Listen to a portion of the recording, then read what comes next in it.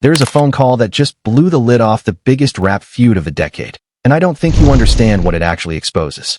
Forget everything you thought you knew about when this war started. The receipts are in, the voices are on tape, and the real origin point isn't the record everybody keeps screaming about on social media. It happened 11 years ago, on a residential block in Compton, with one music video, one paid-for cameo, and one verse that was aimed directly at the king of that neighborhood, while Drake was literally standing on his doorstep to film it. And the man who was on the other end of that phone call, he's the one person alive who sat in the middle of all four camps at once. For camps, one switchboard. He didn't just watch this thing form. He was the fuse box for every wire that ever sparked. So tonight, we're not doing vibes. We're not doing fan theories. We follow the paper trail, we play the audio, and we build the timeline brick by brick. Because when you hear what Top Dawg himself phoned in, the entire story of this feud flips upside down. And by the end of this video, I'll tell you why I believe the next body in this war won't be Drake at all. It's going to be the man from Cedar Block. Stay with me. Let's set the board first, because I need everybody on the same page before we go deeper. 4 months now, really since the smoke cleared on the main event, podcasters, YouTubers, commentators, internet detectives with ring lights and zero sources have all chased the same question. Where did it actually start? Not where did it go nuclear? Not where did the world find out? Where was the first brick laid in the foundation of this whole Cold War? Some say the control verse. Some say subliminals buried in albums going back to 2012. Some just point at everything and hope something sticks. But over the past several days, a much sharper picture has come into focus, and it all orbits around one record. A record called 100. Game featuring Drake. Summer of 2015. And here's the thing. This isn't me connecting dots in the dark. This is a confirmation chain. Game's own manager, Whack 100, has spoken on it. The arrangement details are documented. And now Top Dawg, the man who built the label Kendrick calls home, has personally picked up a phone and filled in the one piece nobody outside that inner circle ever had. This is first-hand information, people, not speculation, not a Reddit thread, not a blurry screenshot typed up in somebody's notes app. Firsthand. So let's walk through it the way it unfolded. To understand why one video shoot could end a decade-long relationship, you have to understand the ground he was standing on. Literally. Jason Taylor, the Game, is not some guy who rented a Compton zip code for an album rollout. He was born and raised there, and for a long, long stretch, he was basically the whole West Coast by himself. Sit with that for a second. After the golden era faded, the West was starving. The radio was down south. The clubs were down south. The momentum was everywhere except Los Angeles. And then the documentary dropped in January of 2005, and he, with a Dr. Dre machine behind him, dragged an entire region back into the center of the culture on his own shoulders. Documented sales. Documented hits. Documented impact. Kendrick Lamar was a teenager from the same soil watching all of that happen in real time. And by his own words in those early years, he looked up to the man, studied him, measured himself against him. And the big homie didn't just tolerate the kid, he poured into him. Features, stages, cosigns. When Kendrick was still carrying a backpack through mixtape season, the veteran put him on tracks. There is documented footage of these two side by side, the general passing energy down to the next in line. So when we talk about what happened in 2015, you cannot view it as two strangers colliding. This was family. This was lineage. This was a mentor and a student raised from the same concrete. And that is exactly what makes the fracture so deep, because the deeper the bond, the colder the silence when it breaks. Now let's talk about the record itself, because the construction of 100 matters as much as the content. Game was building toward the documentary too, the sequel to the album that made him immortal in that city. And for the single, he went and got the biggest rapper on the planet at that moment, Drake. But here's the detail most people skate right past, confirmed publicly by Whack 100 more than once. Drake didn't tax him. No feature fee. Nothing. And it didn't stop at the verse. Drake financed the music video. Drake flew to Compton. Drake stood on Cedar Block, his actual block, the streets that raised him, and shot a full visual for a record that belonged to somebody else. Now, in industry terms, that is not a favor. That is a bond. When a man at that altitude gives you his voice for free and then opens his own wallet to shoot your video in your hood, that's a relationship forged in a currency more valuable than money. That's loyalty. That's history. That's the kind of thing a rapper carries in his chest forever. And he carried it. When everything went sideways between Drake and Kendrick years later, and the whole industry started picking teams, he never turned his back on Drake. Not once. And you have to believe Drake registers what that means, a West Coast legend, tied to the same streets and the same people as his rival, who refused to fold when folding would have been easy. That kind of loyalty gets remembered at the top. So keep all of that in your mind, because every bit of it is about to matter. Because here's where the story turns. On that record, the free feature, the Drake-funded video, the Compton block party, Drake chose to spend his verse sending shots. And the target, when you line the lyrics up, isn't hard to identify. Drake and Kendrick had been trading subliminals for years by that point, little jabs tucked into guest verses and album cuts. The kind of Cold War the streets can hear, but the blogs can't quite prove. But 100 is the moment the Cold War went on camera. And look at the way he opens it. He starts by telling you he would have so many friends if it weren't for the money, the respect, and the accomplishments. Read that twice. That's Drake saying the reason certain rappers keep him at arm's length is envy. He's too rich, too decorated, too far ahead. That's why the love isn't there. Now who, in 2015, was famously the rapper's rapper who never embraced Drake? Who was consistently positioned as the anti-Drake, the critical darling, the people's champ who wouldn't chase the mainstream handshake? Kendrick Lamar. And he doesn't stop there. In the very next breath, he says he would have all of your fans if he hadn't gone pop, if he had just stayed on some conscious. That's not a subliminal anymore. That's a laser. He's looking directly at the conscious king and saying the only thing separating us is a decision. I could have your entire fan base if I wanted it. I chose a bigger world. I could dominate your lane with one move, and you could never touch mine. And remember, this verse lands on another man's record, shot in that man's neighborhood, blocks from where Kendrick Lamar grew up. The disrespect isn't just in the words. It's in the coordinates. Now, before we get to the call that changed everything, I want to arm you with the lens you need to see this the way Kendrick saw it. Because if you don't understand Compton psychology, you'll never understand why this cut so deep. Out there, where you're from is not a trivia question. It's the first question you get asked walking through the wrong neighborhood in the wrong hat, the wrong color, the wrong jersey. Where you from? Those three words have started wars and ended lives in Los Angeles. Geography is identity, loyalty, survival. Kendrick Lamar doesn't reference Compton in his music because it sounds cinematic. He references it because it's written into his DNA. Same with Game. Same with Dawg, who comes from the same handful of blocks. So now run the scene back with that lens on. Drake, the man Kendrick has been quietly sparring with for years, gets escorted into Compton. Not just into the city, into the neighborhood. Cedar Block, right up the street from where Kendrick and Top built their whole existence. And the man holding the door open, providing the passport, making the introduction, is Game. The big brother figure. The West Coast General Kendrick came up saluting. And in the video, in the verse, on the very concrete that raised him, Drake aims a diss and walks back out untouched. You have to understand how that computes in that culture. That's not a guest verse. That's a home invasion with a camera crew. And Game, from Kendrick's side of the window, didn't just allow it. He produced it. And let's be crystal clear about something, because the narrative got twisted for years. People assumed the two of them just drifted apart naturally. Nobody could point at a record. And that's the thing that confused everybody for a decade. There was never a public incident. In 11 years, you will not find a single song where either man dissed the other. Nothing. The relationship didn't explode. It evaporated. One day the lines were open, the next day they weren't, and nobody outside that circle knew why. Fans filled the silence with theories. Podcasts filled the silence with guesses. But the men inside the room never spoke. And that silence held until now. Because here's the development that flipped this entire story on its head. On the Third Verse podcast, Stat Quo and Justin Hunt were breaking it all down, tracing the origin, trying to explain why the star iced his old mentor out of nowhere. In mid-conversation, the phone rings. And on the other end of that line is Dawg himself, Anthony Tiffith, the founder of TD, the man who signed him, who raised that label out of the same Compton dirt, who has watched every move in this story from a front row seat. He didn't call a radio station. He didn't call a blog.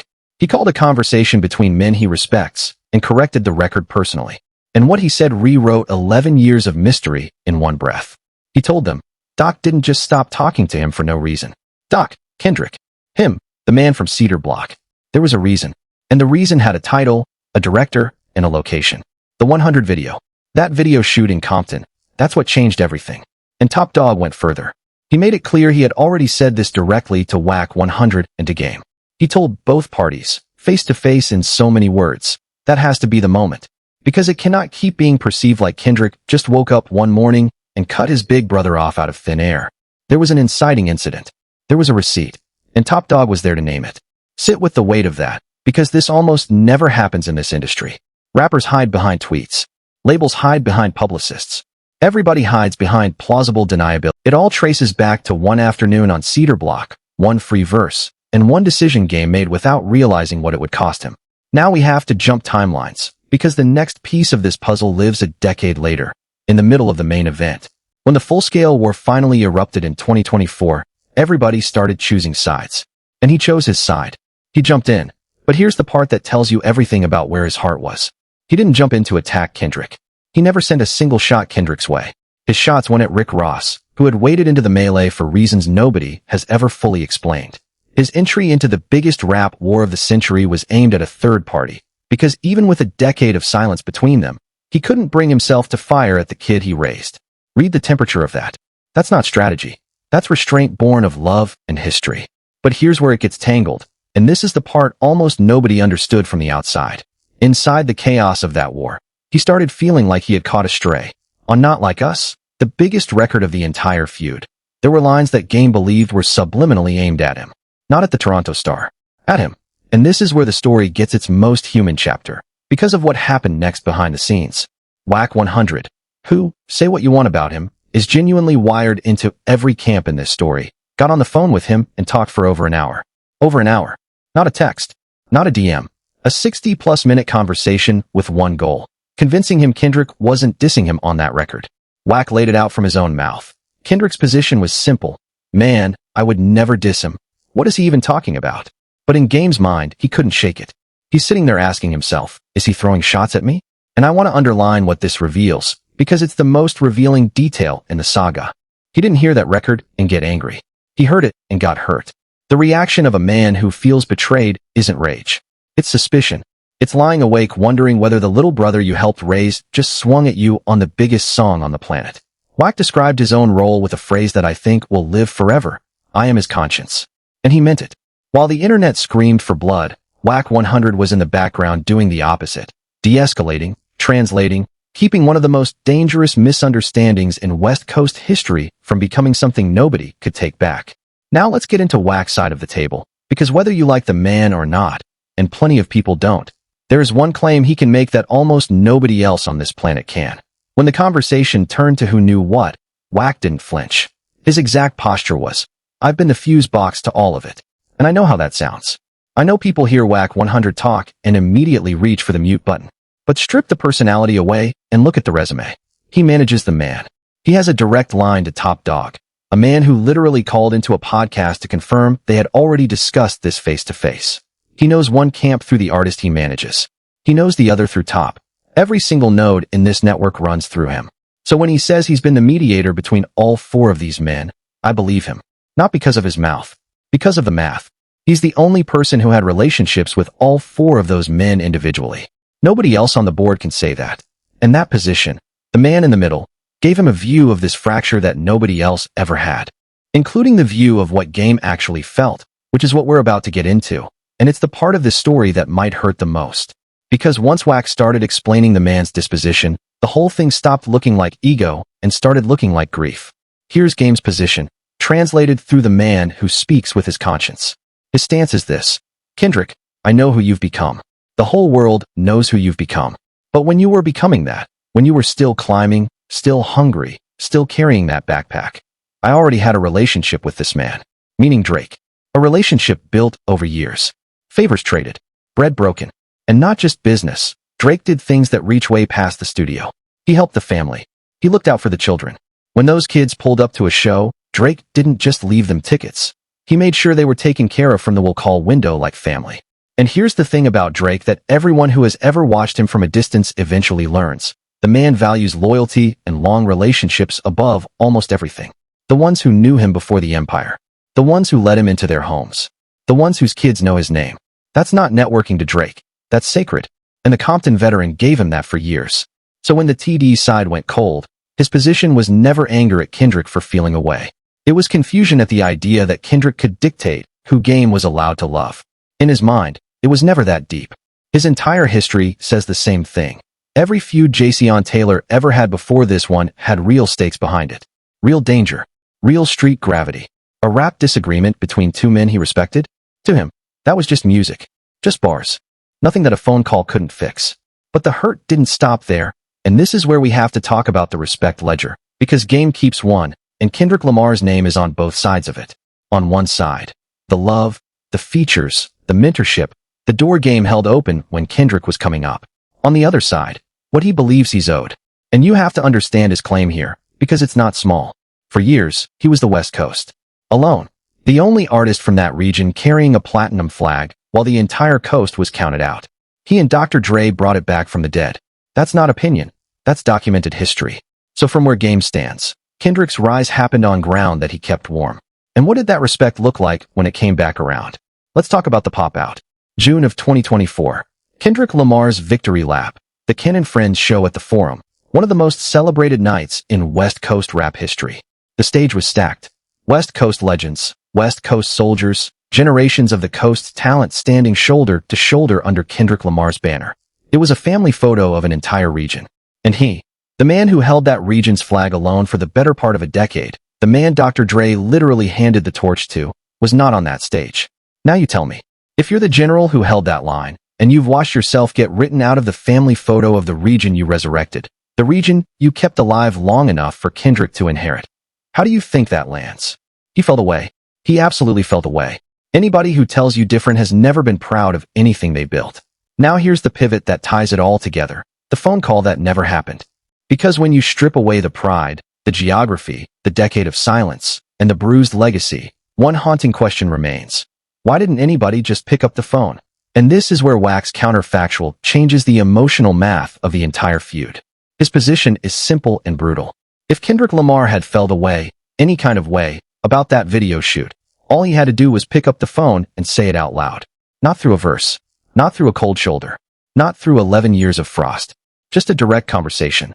Bro, this is how that looked. This is how that felt. We need to talk. And Wack's conviction is that if that call had been made, the next move would have been immediate and predictable. He would have gotten on the phone with Drake, gotten both men on the line, and fixed it. That's who Jason Taylor is. That's the fuse box theory in reverse. The same man who connected the circuit could have disconnected the bomb. Now, I know what some of you are already typing, because it came up in the debate. Stat Quo pushed back on this. He pointed out that the man was reportedly frustrated that he couldn't get Kendrick on the phone. So who's right? How can both things be true? That one man couldn't reach the other, but one phone call would have fixed everything. And the answer is actually the saddest part of this entire story. Both things are true, and they describe the same disease from two different bedsides. He never reached out because, in his mind, the offense was obvious. You brought him to my block. You let him aim at me. You should already know. Game never understood the depth of it because, in his mind, it was just rap. And if it was more than rap, nobody told him. So Game is sitting there feeling the temperature drop, not knowing the cause, getting shut out of the family photo. And the other side is sitting there watching a man not apologize for something the man doesn't fully know he's being punished for. 11 years of exactly that. But I need to be honest with you about where this stands in 2026, because the temperature has changed. The things said during the war weren't battle rap flourishes. They were the kind of accusations you cannot unsay. The kind of allegations that live on the internet forever. And when words reach that altitude of venom, the physics of the situation change. If those two camps ever end up in the same room, the same club, the same festival corridor, I believe, 1,000,000%, that somebody swings. I don't want that. Nobody who loves this culture wants that. We've buried too many legends over words that started as entertainment. And pretending the temperature is low doesn't cool the room. The things said permanently altered what this conflict is. It stopped being a sport a long time ago. And that's exactly why this chapter matters. It's the one front in the entire war where the violence protocol never applied. Game himself drew that line. This isn't that. No street gravity here. These are men with shared friends, shared history, shared soil. Too many people on both sides who love them both. Whatever happens between these two stays on wax. And honestly, for a culture exhausted by real-world tragedy, a purely lyrical war between two of the best to ever touch a microphone might be exactly what's needed. So now we arrive at the part where I tell you where I believe this is going. Because on this channel, we don't just autopsy the past. We read the chessboard. And the chessboard is telling me something clearly. This story is not over. In fact, I think we're standing at the edge of its loudest chapter yet. Here's my first prediction, and I'm putting it on the record. Game is going to make music about this. Maybe a full diss record. Maybe something layered into a project. But it's coming. And here's why I believe that with everything in me. Number 1. The wound is fresh now. The Top Dawg phone call just dragged an 11-year-old injury back into the sunlight. He now knows, from the mouth of Kendrick Lamar's own label boss, exactly why he was frozen out. And he also knows the whole world knows. Pride demands an answer when the wound goes public. Number 2. If there's one thing Jayceon Taylor has never resisted in 20 years, it's a moment. Controversy, spotlight, a stage where he can remind the world exactly how gifted he is with a pen. That is Game's natural habitat. And right now, the biggest moment available in all of hip-hop is a lyrical confrontation with the king of that coast. Number 3. And this is the one I need you to really hear. Game has something to prove. He believes, correctly or not, that the West Coast has forgotten him. That the region he carried single-handedly has amnesia about who kept the lights on. And there's one proven cure for legacy amnesia in hip-hop. Bars. Loud, surgical, undeniable bars aimed at the biggest possible target. There is no bigger target on that coast than Kendrick Lamar. And here's the second prediction, riding right behind the first one. Kendrick will respond, but he will do it his way. Don't expect a name. Don't expect a press release. Expect a verse, probably on the next project, where the subliminals are stacked so deep that the internet spends 6 months excavating them. That's always been his method. He doesn't argue, he archives. He lets the record sit, lets the timeline build, and then answers everybody at once in 16 bars that take college courses to fully decode. And here's the delicious symmetry. That's exactly how this entire war started. Drake dissed him on a feature without naming him, and he spent a decade answering without naming names. If Game fires and the answer comes back in subliminals, the snake will have officially eaten its own tail. The whole feud, from 100 to whatever comes next, becomes one continuous conversation conducted entirely in coded verses, with the fans as the translators. And we'll be here translating, don't worry. Now let me zoom all the way out, because there's a bigger lesson buried in this story, and I refuse to let it slide past. This entire saga, the Cold War, the silence, the pop-out exclusion, the hour-long phone interventions, the near miss on Not Like Us, all of it is a case study in what happens when proud men communicate through everything except their mouths. Verses instead of conversations. Silence instead of sentences. Managers carrying messages like diplomats between countries that share the same soil. And I keep coming back to the fusebox line, because the longer I sit with it, the more I think he understated it. He wasn't just the fuse box. He was the last working phone line in a war zone. Think about how different this story looks if one call gets made in the summer of 2015. Game calls Drake. 3 men, 1 conversation, and maybe this entire war. The records, the accusations, the damage to legacies on both sides. Maybe none of it ever happens. Or maybe it was always inevitable, because pride this size doesn't do phone calls. That's the question that keeps me up. Was this war preventable, or was it just postponed? I have my answer. I'll give it to you before we close. Now, for the younger portion of the audience, I need to pause and add context, because some of you may not fully understand why the words, Game might have something to prove, should terrify anybody standing in front of that microphone. If you weren't around for the early run, the G-Unit era, the relentless mixtape barrage, the 100-bar endurance exercises that were designed for one purpose only, to outlast and out-rap whoever was standing across from him, then you may only know Game as a veteran, a commentator, a legacy act. And I need to correct that picture immediately. Game built his entire reputation on being the man who never backed down from a lyrical fight, who treated beef records like cardio, who once dismantled an entire roster of opponents in a single campaign. That muscle doesn't disappear with age. It waits. And a man with that history who believes the world has forgotten his prime is one of the most dangerous animals in this ecosystem, because he isn't chasing money or charts anymore. He's chasing memory. He's chasing the one thing money can't buy back, the world's respect for what he did. And a rapper fighting for his legacy fights harder than a rapper fighting for a check. Every single time. There's also a financial layer here that the emotional coverage keeps stepping over, and on this channel we never skip the money. Ask yourself the 2 questions that explain almost every move in this industry. How do you get paid, and who are you paid with? The Game and Drake connection isn't just sentimental, it's structural. Features, videos, favors, access, 20 years of mutual value exchanged, every feature, every loose single, every guest appearance. All of it goes under the microscope, because we now know this man answers history in code, and the code just got a new chapter.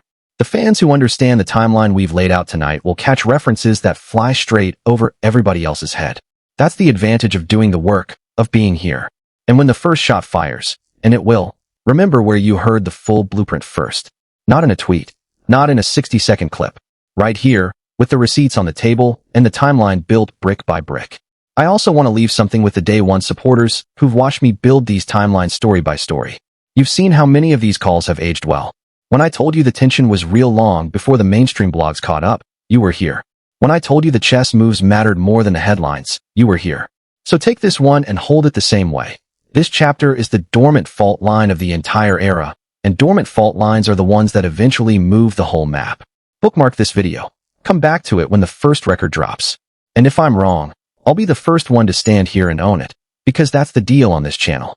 Facts first, predictions on the record, and accountability when the board moves. That's the standard, and it's not changing.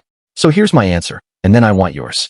I believe this war was always coming, because it was never about one video or one verse. It was about two artists who both believe they are the conscience of the West Coast, and one mentor standing between them holding a flag neither one fully handed over. The 100 video wasn't the cause. It was the detonator on a charge that was wired the day the student's star passed the man who raised him. And that phone call didn't reopen an old wound. It told us the wound never closed. 11 years of silence, and one phone call was all it took to bring the whole thing back to a boil. Imagine what the first record does. Now it's your turn, because this is the part where the comment section becomes the courtroom, and I want the verdicts loud. First question, who was in the right in 2015? Kendrick Lamar, for feeling like the code was violated when Drake came to Compton, or the veteran, for refusing to let anybody dictate his relationships? Second question, the pop out. Was Kendrick justified leaving Game off that stage, or was that the coldest move of this entire story, writing the man who held the coast out of its family photo? Third question, and this is the one I'll be reading every single answer to. When Game eventually says a name on a record, does Kendrick respond directly, or do we get another decade of coded verses? And the bonus question, because I know this one's going to split the timeline. Are these rappers too sensitive, or is this exactly what pride is supposed to look like when it's backed by real history? Get in the comments. That's the game behind all of it. I told you at the top that a phone call just exposed the real origin of the biggest feud in modern rap, and that by the end, I'd tell you why the next body in this war is the Compton general. Now you've heard the audio, you've seen the timeline, and you've got the prediction on the record. Game speaks first, Kendrick answers in code, and 2026 becomes the year the oldest front in this war finally goes hot. The call that nobody made in 2015 built 11 years of silence. The phone call Top Dawg made on that podcast just ended it. And here's what I'll leave you with. The next video on this board is already forming, because if Game moves the way I believe Game moves, the response record won't be about Drake at all. It'll be Compton versus Compton, Big Brother versus the kid he raised, the flag versus the throne. And when that drops, you're going to want the breakdown the second it lands. So if you're not subscribed with notifications on, you're going to hear about it 2 days late from somebody who watched my video first. 50% of you watching right now still haven't subscribed, and honestly, I'm starting to take it personal. I'm joking. Mostly. Hit the like button for the algorithm, drop your verdict in the comments, and I'll see you on the next move. Because the board is set, the fuse is lit, and we don't miss a move on this channel. Salute.